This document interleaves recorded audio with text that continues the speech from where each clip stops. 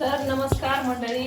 हे पहा, 8 दिवस झाले तसे आंबे आणले होते, पण माझ्या लेकरांनी तोड नाही लावलं त्याला. तर आता ते वाया तर घालता नाही येणार. हां, तर मी ते एकदम मस्त स्वच्छ केले, धुवून धावून भिजत घातले होते सकाळपासून. तर ते कोई आणि साल वेगळे वेगळे केलेत. तर मी त्याला मिक्सरमधून काढते. काय बनवणार आहे ते मी तुम्हाला नक्की दाखवते. तर लेकरांना माझ्या आता ते पण आवडतंय का नाही काय माहिती. बाई तर नाही आहे, भाऊचे. हां, आंबे नको, शेंगा आणल्या होत्या बुधवारच्या त्या तशाचे, टरबूज पण तसंच आहे. हां, यांना काय फक्त भाजी भाकरी एवढेच हे करते. मेथीची भाजी बनवली मी, थोडीच बनवली कारण की संपणार नाही. कारण की मला पातळ आवडती पण संपायची नाही ती. दोघांना किती संपण. तर हे मी मिक्सरमधून काढून घेते. एकदम बारीक करायचं आहे आपल्याला. आणि बारीक केल्यानंतर मी तुम्हाला दाखवते. तर याच्यामध्ये पाणी नाही टाकायचं आपल्याला, पाणी नाही काहीच नाही. हे फक्त मिक्सरमधून एकदम बारीक, त्याच्यामध्ये गाठी बिठी काही राहिल्या नाही पाहिजे असं बनवायचं आहे. मी कढई ठेवून घेतली ते धुवून. तर ती कढईचं ना पाणी आटूस तर मी हे मिक्सरमधून काढते. हे जे आहे ना मी बनवते ते हे कोकणामध्ये आणि ते साऊथमध्ये जास्त बनवतात. आपल्याकडे बनवतात का नाही काय माहिती महाराष्ट्रामध्ये. कारण की आपल्याकडे जास्त प्रसिद्ध आहे आमरस, आमरस पुरी. हे मी मिक्सरमधून काढते बारीक.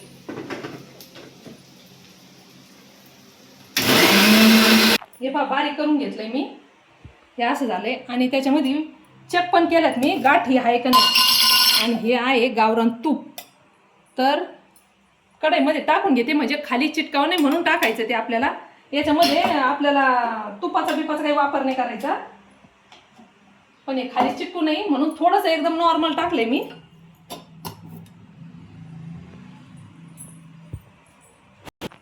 झालंय. हे पहा एकदम थोडंसं टाकून घेतलंय, ते पण चिटकाव नाही म्हणून.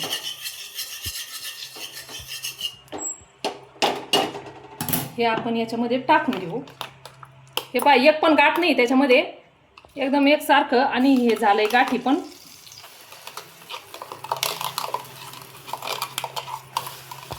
दोन तीनच आंबे होते तर त्याचं थोडंसं झालंय. तर याला आपल्याला कलर बदलूस तर परतायचं आहे बरं का. माझी इकडं भाजी पण झाली. तर याला ना अर्धा किंवा पाऊण तास लय तलय, जास्त काही वेळ लागत नाही त्याला. पण ते ना त्याचा कलर होऊस तर परतायचं. नंतर मग साखर तुम्हाला काय टाकायचं ते तुम्ही टाकू शकता. तर ते मी परतायला ठेवलंय.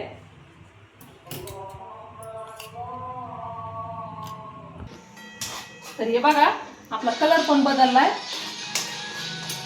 तर याच्यात आपण टाकू साखर, विलायची आणि एकदम चिमूटभर मीठ टाकत जा तुम्ही.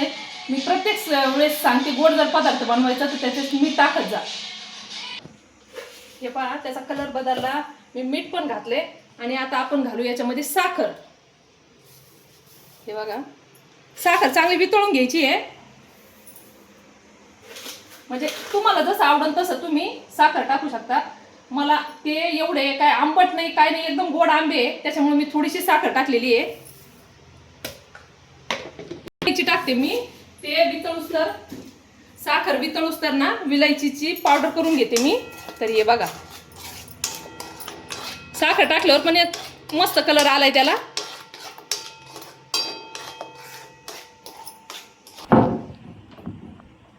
हे बघा विलायचीची पावडर करून घेतली मी. आपली साखर पण वितळलेली आहे.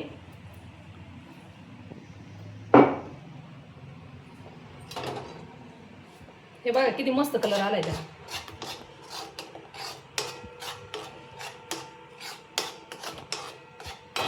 आणि हे जे बनवतोय ना आपण, हे कुणी कुणी वर्षभर डब्यामध्ये ठेवतं पण ते खराब होत नाही. म्हणजे याच्यामध्ये 2 प्रकारचे बनवतात, एक वल्ली आणि एक उन्हामध्ये कडक वाळवतात. तर ती एका काचेच्या बरणीत जर ठेवली ना तर ती वर्षभर टिकते, खराब होत नाही, त्याला बुरशी लागत नाही, काही नाही. असा हा पदार्थ आहे.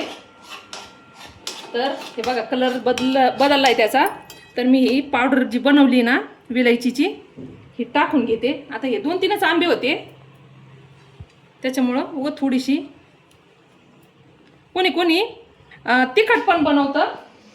लाल मिरच्या पाहिजे पण त्याला अशी जाडसर मिरची हे करतं आणि याच्यामध्ये टाकतात.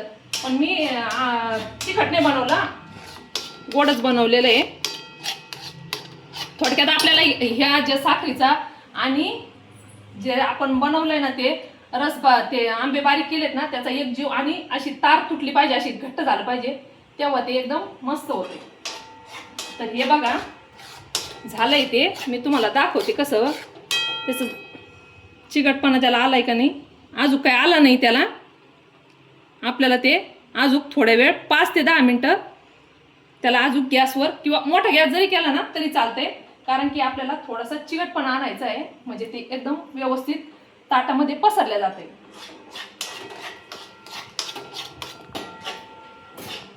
तर आपलं हे बघा झालंय, जेली सारखा कलर आलाय त्याला.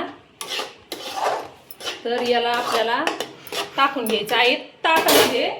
तर मी ना हेच घेते, छोटंच घेते, कारण की ते काही एवढं मोठं नाही होणार, एकच ताटामध्ये होऊन. हे बघा याला थोडंसं तूप लावून घेऊ आपण.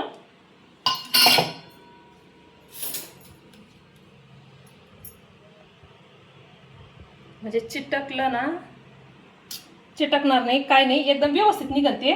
त्याच्यामुळं गावरानच तूप लावीत जा, कारण की तेल बिल लावीत जाऊ नका, त्याचा वास चांगला नाही येत, कानट वास येतो. तसं गावरान तुपाचा एकदम छान वास येतो. तर हे बघा थोडंसं वितळूस तर मी याच्यावरती ठेवते, ते गरम याच्यावरती ते वाफेने वितळतं. हे बघा लगेच वितळायला लागले ते. ह्याच्यावरून तुम्हाला अंदाज आला असेल नेमकं काय बनवते मी. तर ही आहे आपली आंब्याची आणि साखरेची पापडी. तर हे पहा वितळले तूप, पण हे चौकड लावून घ्या म्हणजे निघायला पण व्यवस्थित निघती आणि गावरान तुपामुळे त्याची ना टेस्ट, चव आणि निघायला पण ताटातून सोपी जाते. चिटकत तर नाहीच म्हणा ती, पण मग तुपाने एकदम व्यवस्थित हे होती. आणि गावरान तुपाचा सुगंध एकदम मस्त येतो ना त्याचा. तर हा तुपाचा वास त्याला पण लागतो. हे बघा किती भारी झालंय, एकदम जेलीसारखं झालंय. तर आपण हे ना ताटावरती टाकून घेऊ. माझे हात तेलकट झालेत तर मी हे यालाच पुसते. हे बघा असं टाकून घ्यायचं याच्यावरती.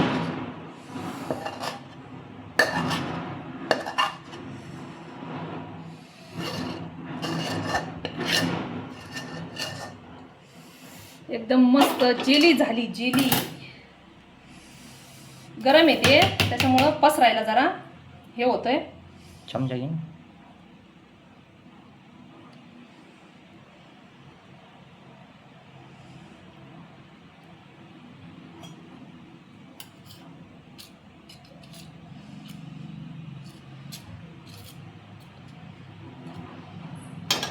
इतकी परफेक्ट झाली ती. तर ती अशी चिटकाना पण दुसऱ्या याला.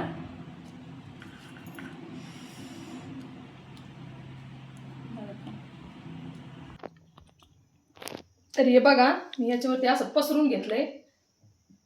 ते 2-3 आंब्याचं होतं त्याच्यामुळे एवढंच झालंय ते. पण 1-2 जर किलोचे आंबे असले ना तर लय 2 किंवा 3च ताटं भरतात. कारण की साखर टाका किंवा आंब्याचं किती पण गर असू द्या त्याच्यावर कमीच होतो तो. त्याच्यामुळं हे ना एकच ताट झालंय आपलं. दुसऱ्या वेळेस ना बनवायच्या वेळेस, दुसऱ्या वेळेस मी बनवन, पण नंतर ना जास्त याचं बनवून तेव्हा पण मी तुम्हाला दाखवून. तर हे पहा ही होती आंब्याची पापडी. तर हिला ना फॅन खाली ठेवू. आणि आमच्या इथं नक्की 8 दिवस झालेत रात्रंदिवस लाईट जाती. लय 2 ते 3 तास लाईट येते. त्याच्यामुळं ना इतका वैताग आलाय. नेमकं हे मिक्सर मधून मी पटकन काढून घेतलं 5 मिनिटामध्ये आहे. आणि हे आपल्याला सुकवायचं आहे. हे आपण आता लगेच संपवणार आहे, एकच याचं झालेलं आहे. पण जर तुम्हाला ठेवायचं असेल वर्षभर तर ते उन्हात सुकावं लागतं, एकदम कडक होतं. तर हे आपण ठेवू फॅन खाली. तर हे बघा इथं ना याच्या खाली फॅन खाली म्हणजे वरचा पण चालू राहतो आणि हा खालचा पण राहतो, त्याच्यामुळं इथं सुकायला ठेवलंय मी. तर हे मी आत्ता काही लगेच दाखवणार नाही तुम्हाला काढून, कारण की त्याला सुकायला वेळ लागतो. हे जर उद्या चांगलं सुकलं तर मी उद्याच्या ब्लॉगमध्ये तुम्हाला दाखवण.